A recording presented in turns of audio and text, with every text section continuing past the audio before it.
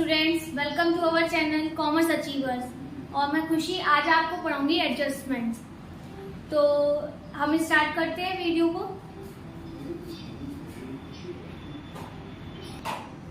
तो आज हम आपको पढ़ाएंगे कि एडजस्टमेंट्स होते क्या हैं, ठीक है, और इसे कैसे करते हैं।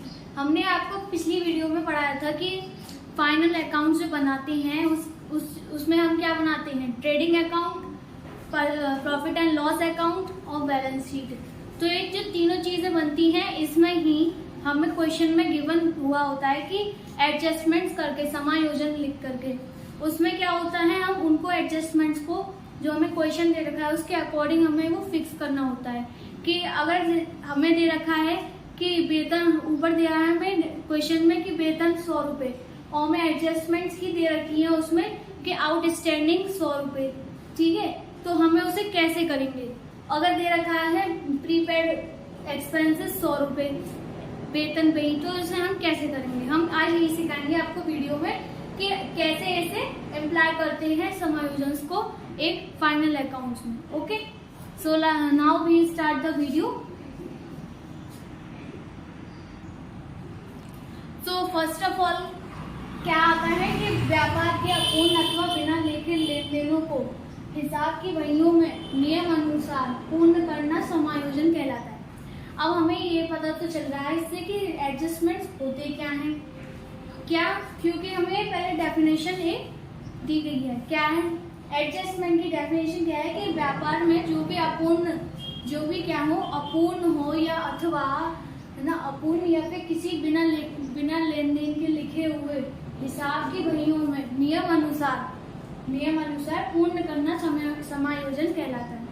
अब हमें एडजस्टमेंट किसको कहेंगे कि जो भी हमारी अपूर्ण है, जो भी हमारे व्यापार के अपूर्ण लेखे हैं, जिसमें हमने हिसाब लेन देन की बहियां नियम अनुसार पूर्ण रूप से लिखते हैं, ठीक है, हमारी अपूर्ण लिखी हुई है। अब हम उन्हें रूल्स वाइज हम लिखेंगे, ठीक है, एक अकॉर्डिंगली। तो हम उसको क्या कहेंगे, समायोजन।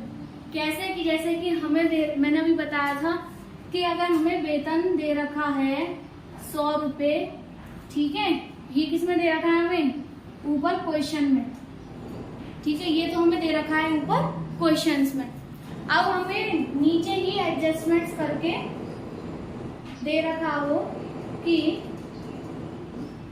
क्या दे रखा हो कि वेतन पर है हमारा आउटस्टैंडिंग मीन्स अदत्त व्यय, ठीक है, अदत्त व्यय है हमारा, वेतन पर है 100 रुपए। और तो हम इसे जब वेतन को प्रॉफिट एंड लॉस अकाउंट में लिखेंगे तो हम क्या करेंगे, सैलरी अकाउंट में जो आएगा, सैलरी अकाउंट के 100 रुपीज लिखेंगे, प्लस इसमें ऐड कर देंगे आउटस्टैंडिंग एक्सपेंसेस, कितना 100 रुपए, टोटल कितना आया 200, यहाँ लिख देंगे, ठीक है। ये तो हो गया हमारा क्या, एडजस्टमेंट्स लिखने का तरीका, कैसे हम एडजस्टमेंट्स लिखते हैं, ठीक है। ये हो गया आपका एडजस्टमेंट्स लिखने का तरीका कि एडजस्टमेंट, और ये भी हो गया कि एडजस्टमेंट की डेफिनेशन होती क्या है। ओके, सो अब देखिए क्या होता है मेन आइटम्स ऑफ एडजस्टमेंट, क्या कि समायोजन के मेन आइटम्स क्या है। अब इसमें हम आपको सब टॉपिक्स के बारे में बताएंगे डीपली, ठीक है। क्या होता है क्लोजिंग स्टॉक, क्या है क्लोजिंग स्टॉक को हम इंग्लिश में कहते हैं क्लोजिंग स्टॉक और हिंदी में कहते हैं अंतिम रहतियों, ठीक है। अंतिम रहतियों को हम इंग्लिश में क्या कहेंगे, क्लोजिंग स्टॉक। अंतिम रहती क्या होता है कि वर्ष के अंत में व्यापार में जो माल, वर्ष के अंत में व्यापार में जो माल बिना बिका हुआ बच जाता है वह अंतिम रहती कहलाता है, मीन्स क्लोजिंग स्टॉक कहलाता है। कौन सा माल, जो बिना बिका हुआ रह जाता है। अब जैसे हमारा व्यापार चल रहा है, व्यापार में हमारा जो माल रह गया, हमारा नहीं सेल हुआ, सेल आउट नहीं हो पाया, तो जो वो माल बचेगा उसे हम क्या कहेंगे, क्लोजिंग स्टॉक, ठीक है, अंतिम रहतिया। और अंतिम रहतियों को किसमें दर्शाते हैं हम, व्यापार खाते में, मीन्स ट्रेडिंग अकाउंट में, और आर्थिक चिट्ठा बैलेंस शीट, ठीक है। ट्रेडिंग अकाउंट और बैलेंस शीट में हम किसको, क्लोजिंग स्टॉक को दिखाते हैं, ठीक है। किस किस में दर्शाया जाता है क्लोजिंग स्टॉक, ट्रेडिंग अकाउंट और बैलेंस शीट, ठीक है। ये तो हो गया आपका टॉपिक क्लोजिंग स्टॉक, अंतिम लेक्चर।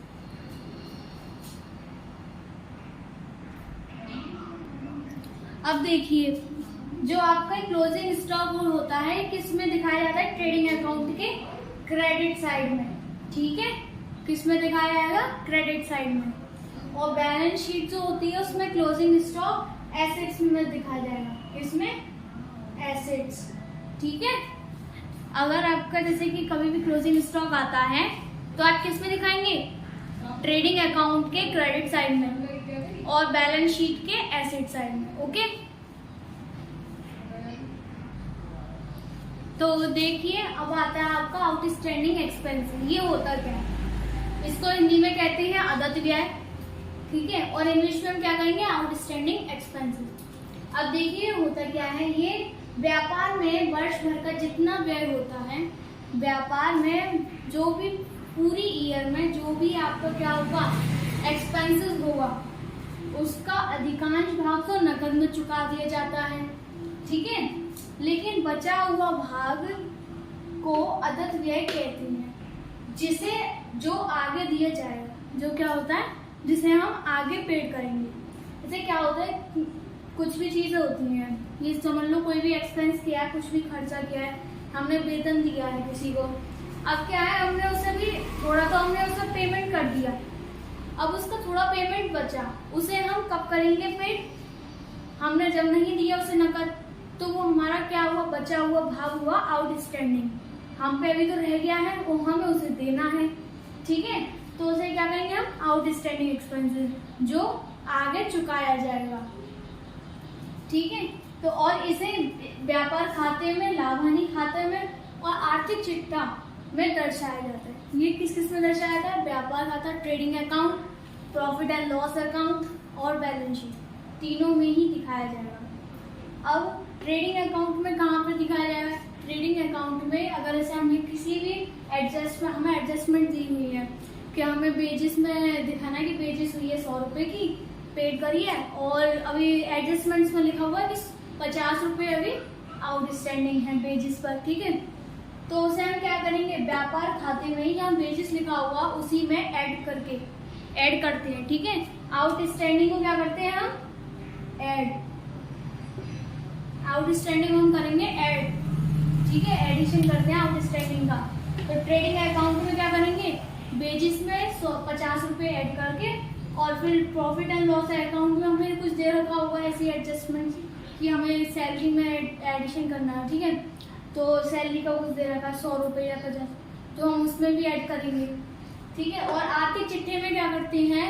अगर हमारा डेबिट साइड का है, किसमें? अगर हमारे ट्रेडिंग अकाउंट और प्रॉफिट एंड लॉस अकाउंट के डेबिट साइड में है, तो हम लायबिलिटीज में दिखाएंगे, ठीक है। आउटस्टैंडिंग को कहाँ तक दिखाएंगे? लायबिलिटीज में।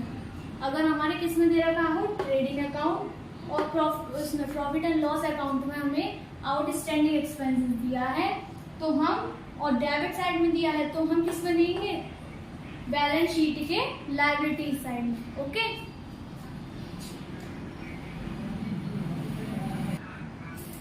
अब देखिए, ये है आपका पूर्वदत्त व्यय, मीन्स प्रीपेड एक्सपेंसेस, पूर्वदत्त व्यय।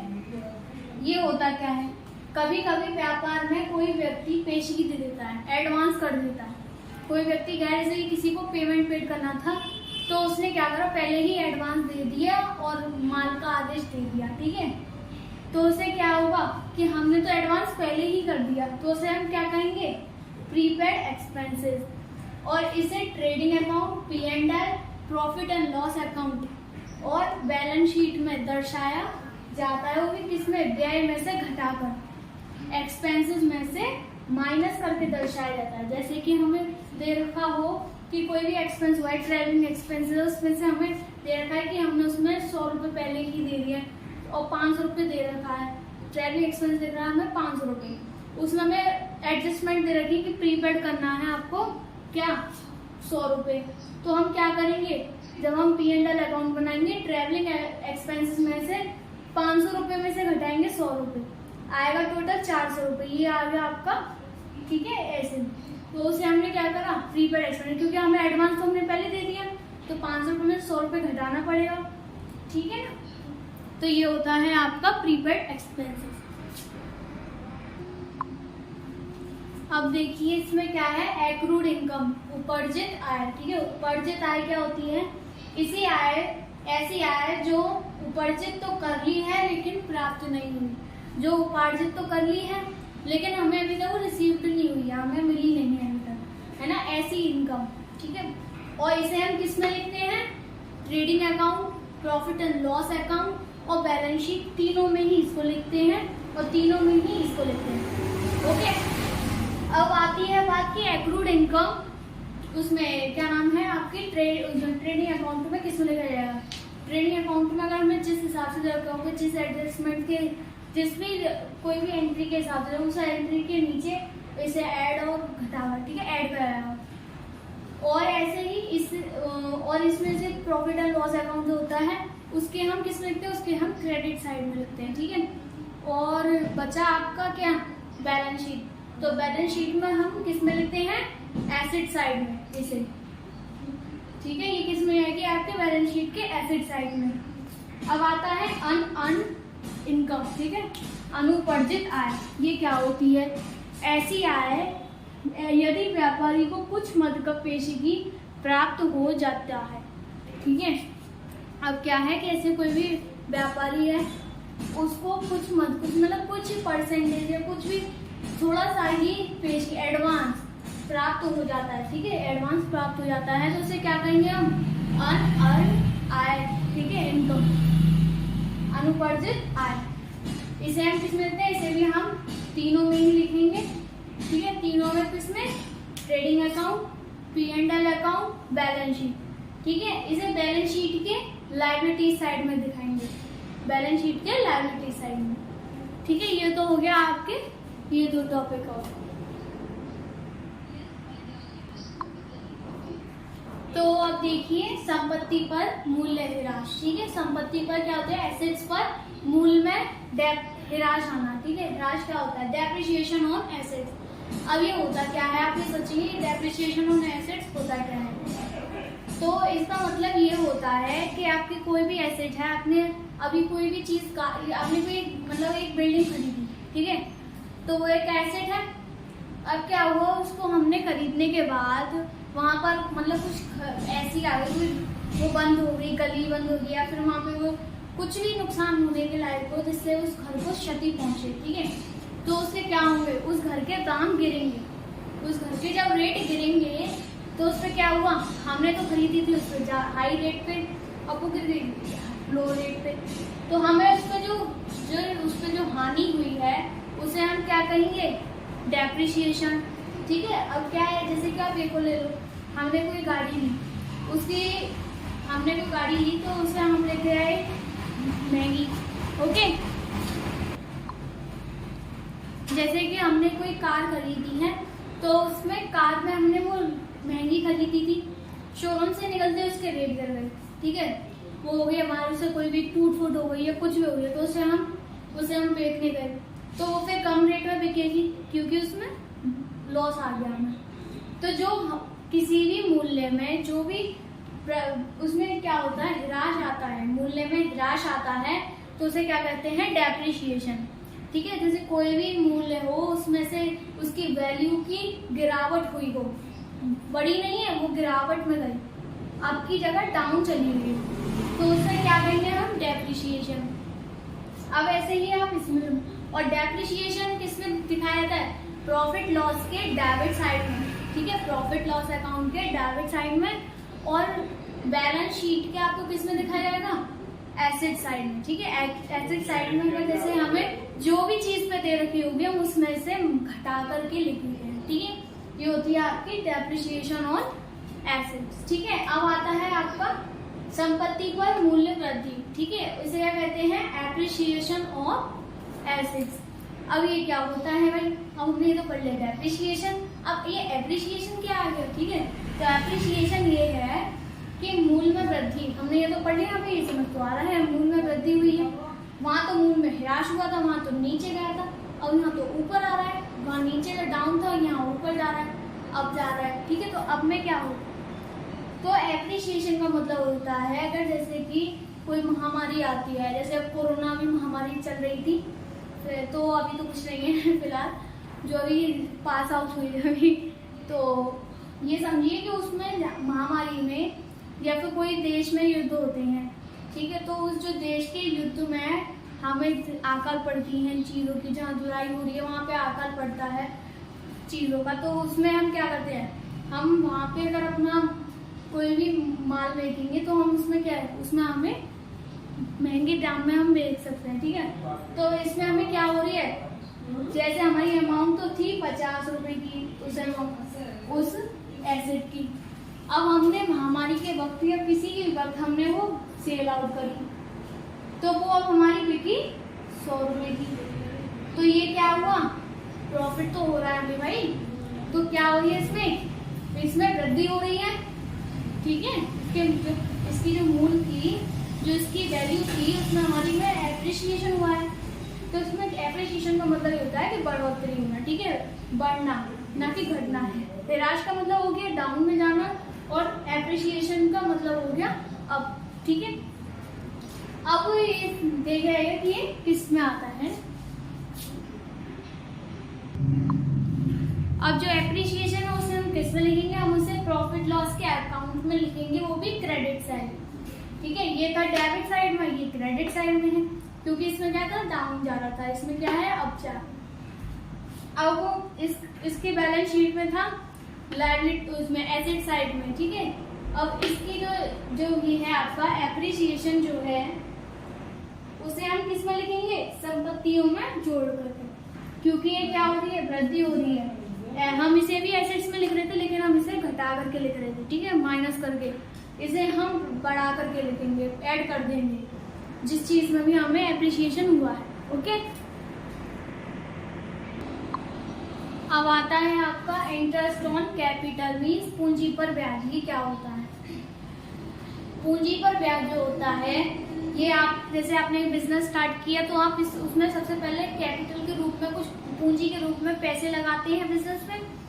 अब जो उस बिजनेस में हमने पैसे लगाए हैं, तो उसमें जो बिजनेस में हम पैसे लगाएंगे, उसके बाद हमारा जब बिजनेस एंड होगा, ठीक है, जब अंतिम खाते हैं, फाइनल अकाउंट्स बनाते हैं, तो हमें जब क्या मिलता है, फाइनल अकाउंट्स बनाते समय जो भी हमें इंटरेस्ट देनी होती है, ठीक है, ये क्या होती है, इंटरेस्ट ऑन कैपिटल एक व्यापार की हानि है, ठीक है, क्या है, व्यापार की हानि।